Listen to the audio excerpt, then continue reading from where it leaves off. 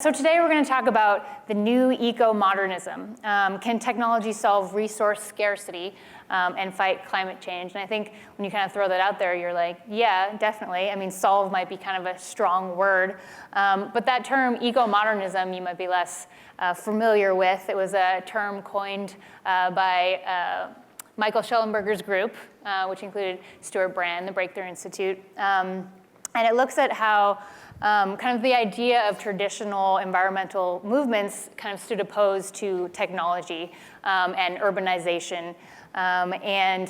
Their group, Eco-Modernism, is about using technology applied with wisdom to help solve major environmental issues like resource constraints, so energy, food, water, to meet a growing world population as well as fighting climate change.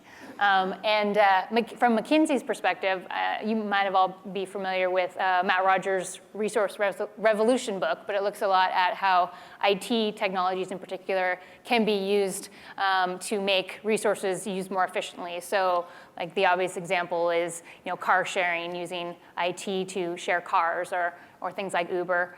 And then Current's perspective, clearly it's GE's billion-dollar energy services business. So they sell LED lighting, sensor technology, solar panels as a service, and heavily using IT to use energy resources more efficiently and help their customers save energy. So I'm not going to reintroduce you guys, but Michael Schellenberger, Dickon Pinner, and Mary Rose Sylvester. And Michael also has a brand new company, a nonprofit, Environmental Progress, which he's going to tell us a little bit about. But I wanted to kick it off by asking you guys, how has this new thinking and embrace of technology emerged? Is it completely about these technologies becoming so low cost because of the market? Is it about kind of desperation, like this is what we need for this growing problem? Like, where's this coming from? Why has this emerged now? So I can start. I mean, I think one of the interesting things looking at technology is, if you look at over the last decade in the energy space or the transport space, is how quickly it's occurred and how underappreciated that speed is. I think if you go back and look at even 2010, I think Bloomberg New Energy Finance did they just did a retrospective looking at what everyone predicted as growth rates, and everyone underguessed where this was going by a long way. I think the closest scenario, interestingly, was the Greenpeace radical policy scenario. And they underestimated too. And the interesting thing is that it had very little to do with, or policy wasn't the only driver. Obviously, we had very supportive policies in places like Germany. But then good old industrialization and technology upside drove costs down very significantly. And I think that was underappreciated. And wherever there is if you've got a price signal or a demand signal to go after this, you're going to see innovation. I think another example is the National Petroleum Council. It did in 2003 did a forward-looking view of shale gas, and they similarly underestimated that it would kind of continue to grow at 20% a year. It felt impossible, and that's brought price down from $10 per MMBTU to $2 per MMBTU. Similarly, unconventional oils brought, as well as softening demand signals, oil from $100 to $40. So, when you combine price signals with, good technology, you get good results. And Mary Rose, GE launched Current in October. So, is this fully based on the fact that LEDs are ultra cheap and solar panels are cheaper than they've ever been before? We really see the driving forces are that there's a shift in technology. These technologies are coming down the cost curve. They're semiconductor-based technologies, and they all are kind of getting to the point where the return on investment is incredibly significant for customers. So we see that match with the ability to do the software overlay and the Internet of Things and connect these assets to be even more efficient. and eventually create new business models, whether it's an as-a-service or a PPA, or eventually connecting these assets to make the grid more resilient and kind of weather its way through this turbulence. You can put all of that together and say the time is now to help our customers behind the meter, first of all, become more efficient and solve their business problems. Every year, they're looking to drive value for their shareholders, for their customers. So we see you can knit these all together. You can help solve kind of individualized problems for customers. Okay, and then, I mean, financing is something that, Current has innovated around, and McKinsey has talked a lot about, and it can be an enabler of deploying these technologies. Like, what has worked and hasn't in the financing space for energy tech? I mean, there's been a lot of innovation on the finance space, and I think we're still going through permutations of that. I mean, I think you've seen it in things like residential solar space with PPAs where there's no money down. There have been things that haven't worked as well. I mean, I would argue that the kind of US version of the sort of yield co, whilst in principle was a good way to create something with a different cost of capital for those people that wanted to own the assets long term versus develop them. Various reasons of the way that was set up as a growth equity stock has caused a lot of those vehicles not to be useful anymore. So but again, it's one of many permutations, and we will there we'll end up with sort of solar 3.0. I think we've just done 2.0, and the continued innovation in the finance space. I think we'll see. What are some of the challenges of relying on technology as this enabler to fight resource scarcity or climate change? I mean, one of the things with eco-modernism is that, it has to be applied with wisdom. So, picking and choosing the right technologies. I know there's some debate going on about, should we invest in this type of clean energy? Should we invest in nuclear? What are the chief challenges from your perspective? Well, I mean, I think the conversation on the environment and energy has really shifted over the last, 5, maybe 10 years. And you have to remember, and even like I look at the name of this conference, it's like energy, tech, sustainability.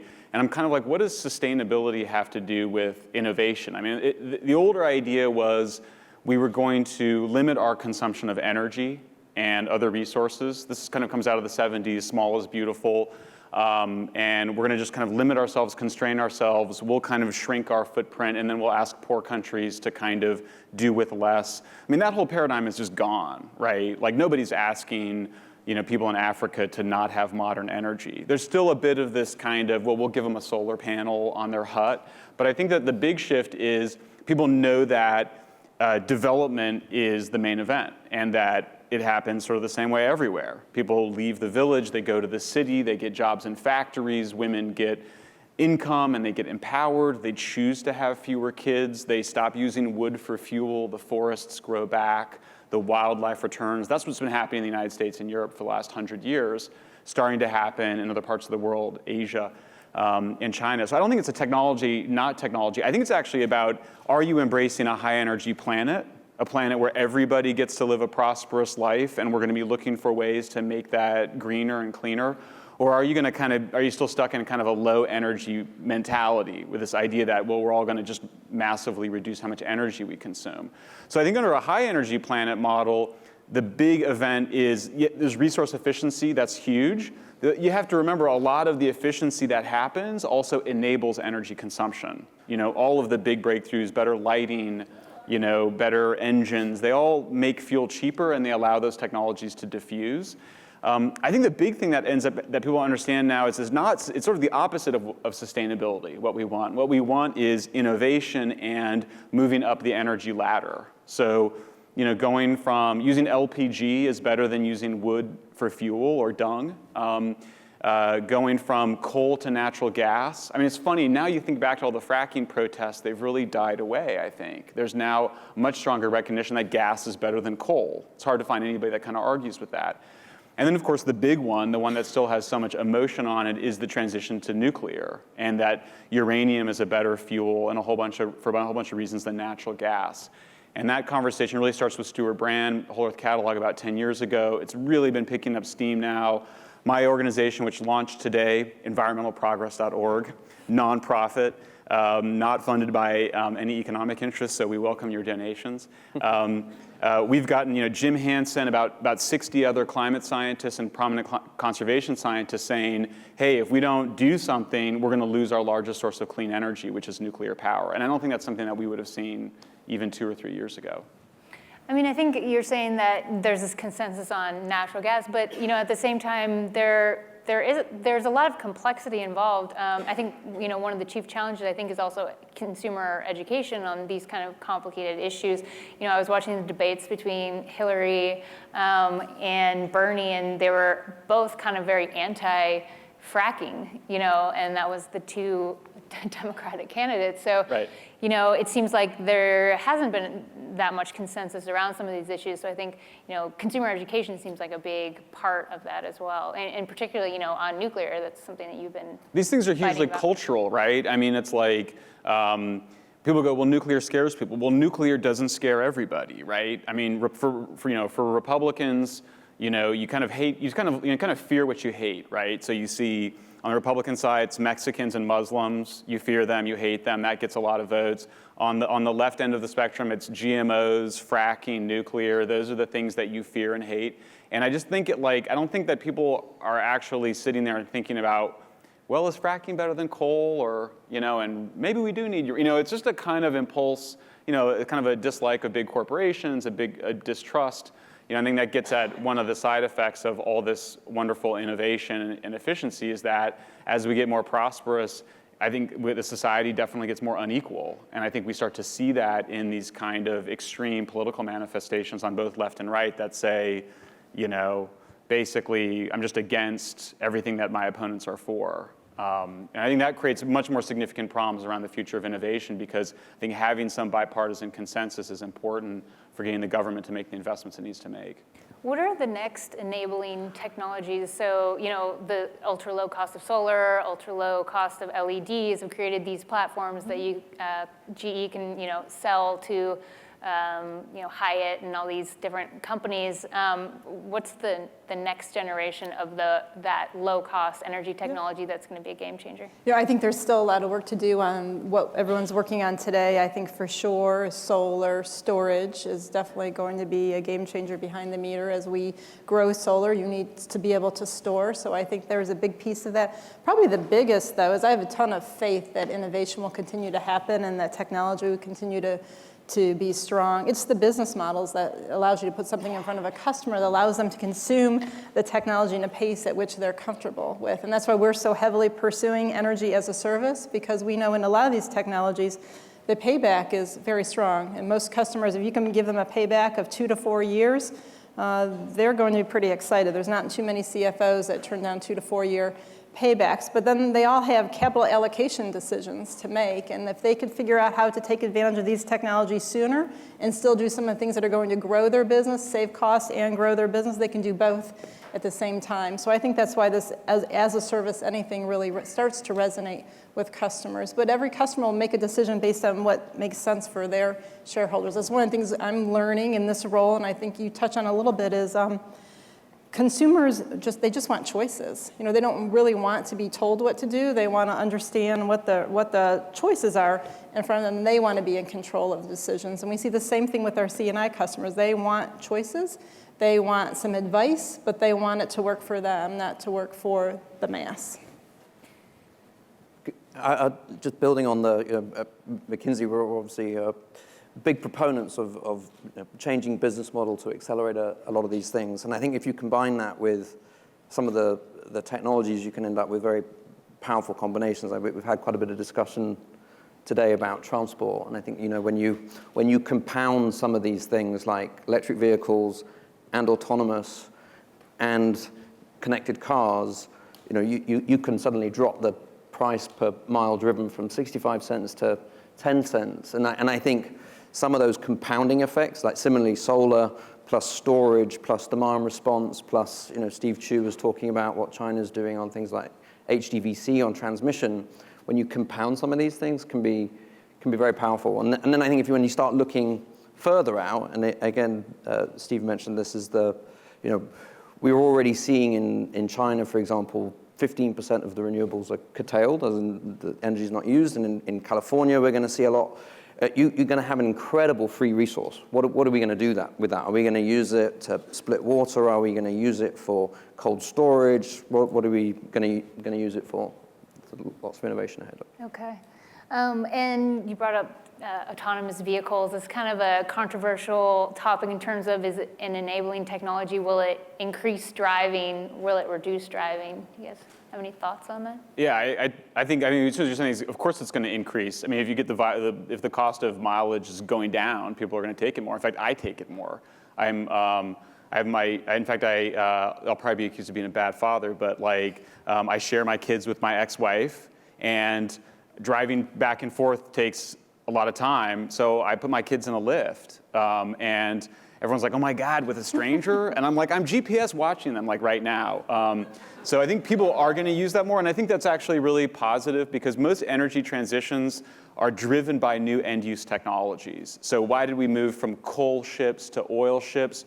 Oil had higher power densities. Churchill wanted those in the British Navy. That's why it was the new end-use technologies that are often driving those shifts. So I think if you want solar, if you want nuclear, if you want to drive a big energy transition away from fossil, having a big increase in demand for electric cars, I should say, electric and fuel cell cars would be great. In other words, I don't agree with your part about the grid. In other words, there's no scenario I know of where any batteries could ever be more efficient than the grid, because the grid is always producing just the exact same amount of power that is being consumed at that time. So why do we think that? I don't care how cheap batteries get. You're always having a huge energy penalty, putting the energy in the battery, and then taking it back out. So I don't really agree with that part. But I do think that the grid is, in fact, an amazing innovation, and I think it will grow and expand as we move to electric cars or fuel cell cars. And for that reason, I actually think, even though we'll probably all get a lot fatter, I actually agree with, I think it's actually a positive thing that will take vehicle rides more. Response? Well, I think one of the challenges we haven't talked about so far is, we shouldn't also be Pollyannish about the benefits of technology. I think that's a kind of a given that these things will come down. But I think our view is you need technology, which is cost to come down. You need capital, and there've been a few comments today about the cost of capital but the role of infrastructure. Who's going to provide that cost of capital? That capital. You do need a regulatory environment that you can invest into. And you needed access to market, often through an incumbent. So I think you need that set of players to play. And then I think the system costs, and we've alluded to it a bit with integration costs. For example, the real cost of solar today is probably $1 per watt. It costs $3 to stick it on your roof. The real cost of storage is probably $250 per kilowatt hour, but it's $1,000. So there are a lot of integration and system costs to get through that's going to take a lot of collaboration and coordination. And I think this notion that you could come in as an innovator and disruptor and just sort of rip apart the utilities and leave them for dead is naive, and that they need to be brought to the table. They own the grid. All right, and I'm just going to open it up for questions in a moment, so get your questions ready. Following up on that, how does policy play a role in deploying these enabling technologies? I mean, does policy need to play a role when it comes to deployment of IT for energy tech? Yeah. I see where policy really has to play a role is what we do with the existing infrastructure. I think we don't need a lot of policy change to behind the meter make buildings more efficient and get CEOs to be interested in the cost of running their business. It's this ecosystem effect that has to be addressed, right? And there's a state-by-state issue and there's a national issue. And I think for sure, I think the government has to step in and say, what do we want out of our grid? It's the backbone of our economy, and there's a lot of technology, but until there's a real policy focus, I don't think you can go as fast as technology will allow you to go. Michael, what would you like to see in terms of policy? I would just love to see, I've been a long-time advocate of all clean energy for 20 years, wind and solar. But at this point, the subsidies for wind and solar are so out of whack for everything else. Nuclear is getting hammered.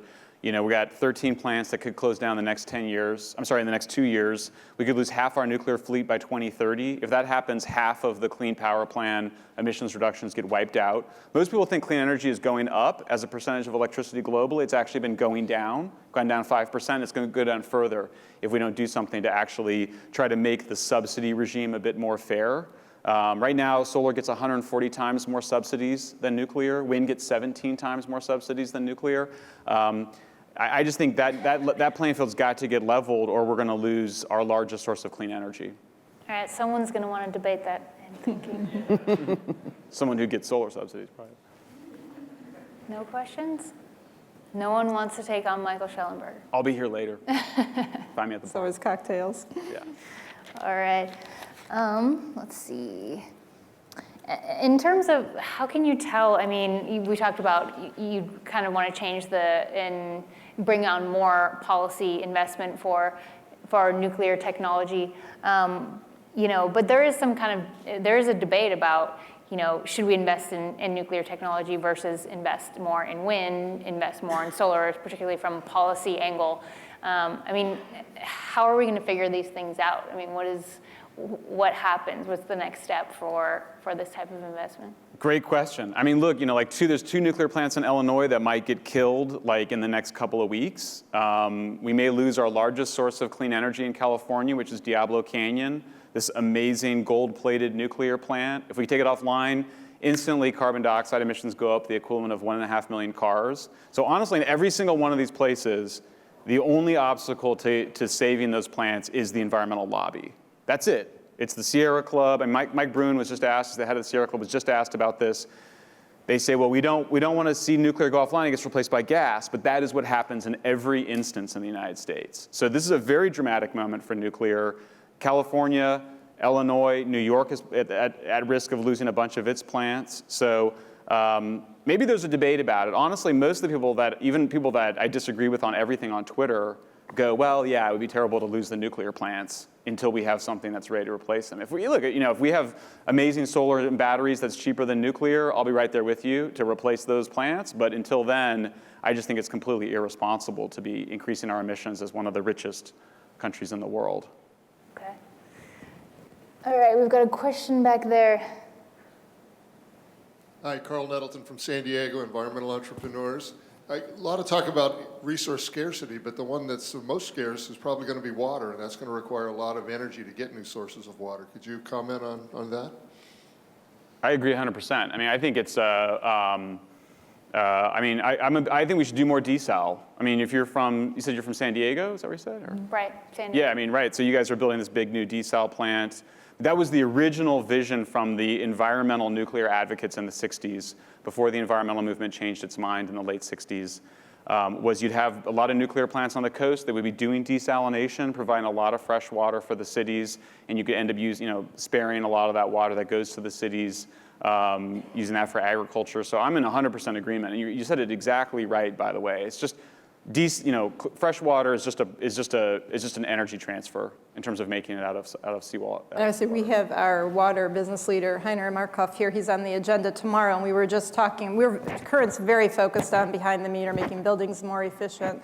And what has surprised us in our first 6 months is the number of customers that also want to talk about water as part of that decision making, and asking us about technologies we have around water efficiency. That's also an opportunity in California, at least, with as we look at the curtailment potential or the excess power from renewables, you could use it for desalination. All right, we've unfortunately run out of time, but these guys, I think, will be walking around the hallways, so you can ask them questions. You can debate Michael about nuclear later. But thank you so much, you guys. Thank you. Thank you.